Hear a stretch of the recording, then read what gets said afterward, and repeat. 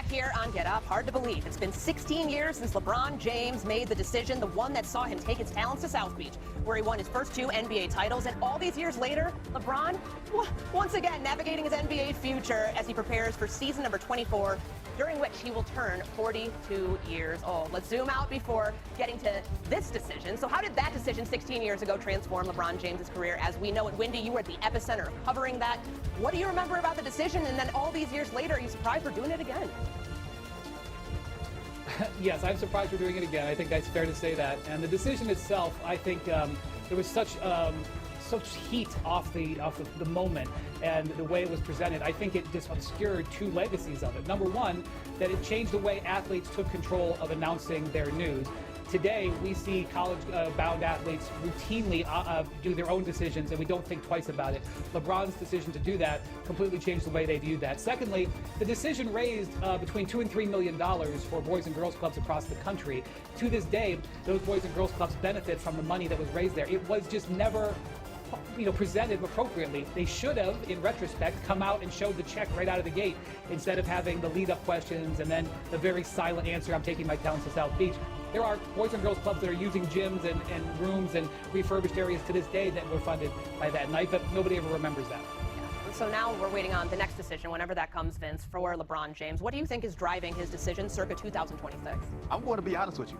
I have no idea what's driving this decision for LeBron James. When you look at where he was in LA this most recent period, they were knocked out in the second round of the playoffs. He was arguably the 3rd best player behind Luka Doncic and Austin Reeves. Maybe you can quibble on him being a more effective player than Austin Reeves. I'm not going to argue on that. But he's won all the championships he's probably going to win. He's won all the MVPs he's probably going to win. He's in year 24. This is also unprecedented. So to pretend like out of the 10 teams that he's allegedly considering that we know what his priorities are beyond quote-unquote happiness and maybe playing a little bit of golf, that would be lying for us to say that. His decision is going to reflect what he considers to be most important. But as of right now, we don't know it. Only he and Rich Paul know it. And I feel like I guarantee you that they know it. They're just not telling us right now. Yeah, we saw it on the whiteboard on the Rich Paul and Max Kellerman podcast. They laid out at least the teams we believe to be in the mix, one of them being Cleveland, Wendy, and we know that Donovan Mitchell signed the extension this week. How do you think that factors in potentially to LeBron going back home and finishing his career with the Cavs? I don't think it factors in really at all. Donovan was going to be on the Cavs this year no matter what. LeBron is making a year-to-year decision. The investment in Donovan Mitchell is a 5-year investment for the Cavs. They want him to be their cornerstone and franchise centerpiece going forward, no matter whether LeBron wants to get there or not. And by the way, that would be the case in any of these teams LeBron is considering. He's not considering any of these teams where he would go in and be the centerpiece player. That's why he's only going to make a minimum contract or an exception. If he went to Golden State, Steph is on the verge of getting an extension. Giannis Antetokounmpo is trying to get an extension. Obviously, in Philadelphia, there's 2 or 3 players you could consider franchise players. All of these places, LeBron is coming in as a supporting piece. Donovan Mitchell, that situation with his contract would have been that way no matter what. And Vince, you still remain pretty steadfast that Miami might be the best destination?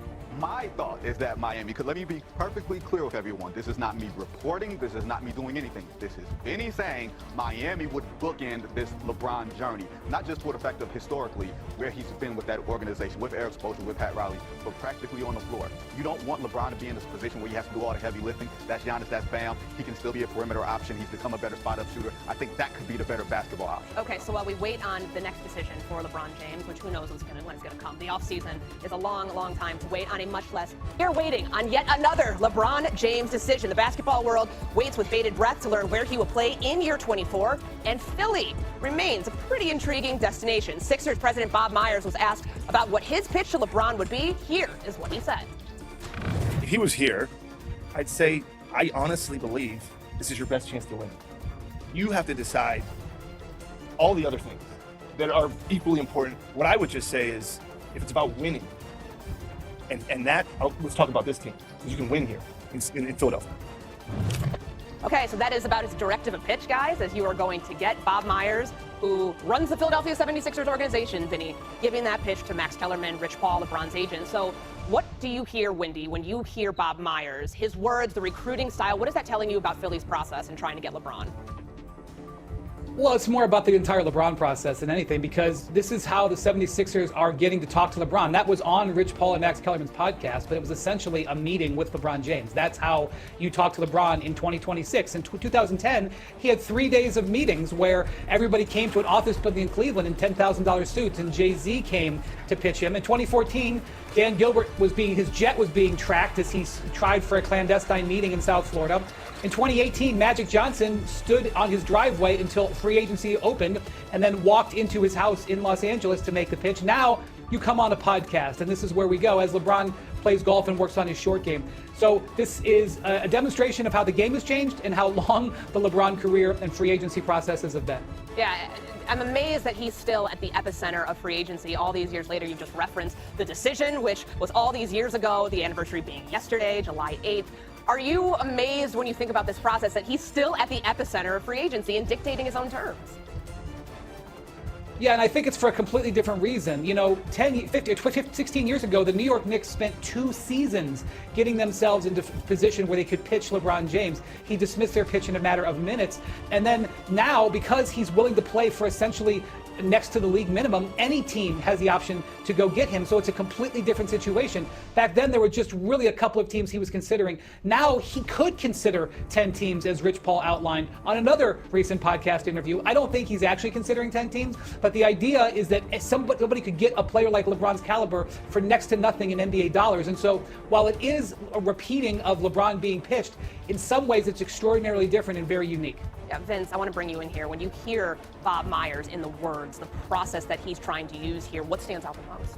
Just the fact that we're doing this on reality TV. Like, this is the most reality TV. This is the most 2026 thing of all time. The fact that we're not having clandestine meetings and high rises in Cleveland or Miami or LA or wherever. You're having on a podcast with Rich Paul and Max Kellerman. Like, that is where we are in terms of the basketball culture. But when I hear Bob Myers talk, it's almost like he knows that he doesn't have the best hand here. He doesn't know who has the best hand, but he knows that he doesn't have the best hand. And the most important thing is this: we all have to be